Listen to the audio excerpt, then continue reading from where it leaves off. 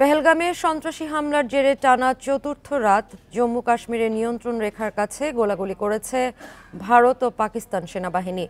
হামলার ঘটনায় পাকিস্তানের বিরুদ্ধে সামরিক প্রতিক্রিয়ার প্রস্তুতি নিচ্ছে ভারত। এদিকে ভারত কোনো আক্রমণাত্মক পদক্ষেপ নিলে উপযুক্ত জবাব দেওয়ার হুঁশিয়ারি দিয়েছেন পাকিস্তানের স্বরাষ্ট্রমন্ত্রী। বান্ডেল থাকলে প্রতি সেনমানিতে টাকা বাঁচবে। বিকাশ সেনমানি বান্ডেল কিনে জিতুন প্রতি লেনদেনে। সোমবার রাতেও জম্মু কাশ্মীরের নিয়ন্ত্রণ রেখার কাছে ব্যাপক গোলাগুলি করেছে ভারত ও পাকিস্তানের সেনাবাহিনী। কুপওয়ারা ও পুঞ্চ সেক্টরে এই গোলাগুলি হয়। পেহেলগামে সন্ত্রাসী হামলার ঘটনায় উত্তেজনা বাড়তে থাকায় একে অপরকে দোষারোপ করেছে দেশ দুটি।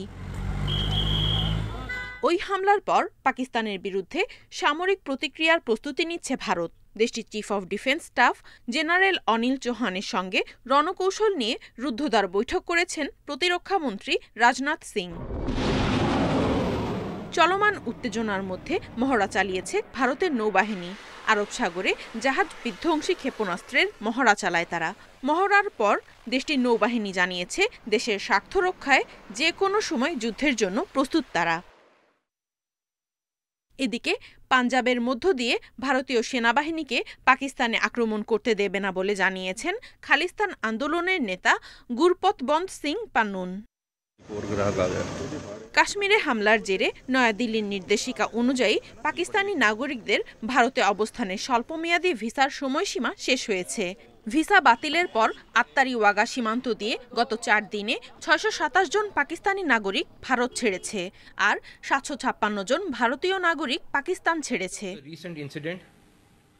এদিকে ভারত কোনো আক্রমণাত্মক পদক্ষেপ নিলে তার উপযুক্ত জবাব দেওয়ার হুঁশিয়ারি দিয়েছেন পাকিস্তানের স্বরাষ্ট্রমন্ত্রী।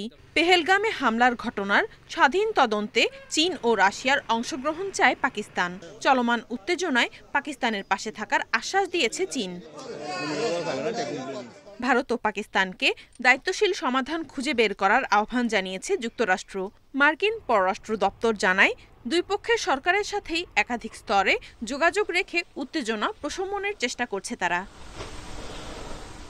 এছাড়া রোববার লন্ডনে পাকিস্তান দূতাবাসে হামলা ও ভাঙচুরের ঘটনা ঘটেছে। হামলাকারীরা ভারতীয় নাগরিক বলে দাবি ইসলামাবাদের। সংলাপ ও শান্তিপূর্ণ সমাধানের মাধ্যমে ভারত পাকিস্তানকে উত্তেজনা কমানোর আহ্বান জানিয়েছে যুক্তরাজ্য। Nadia Tabassum, independent news.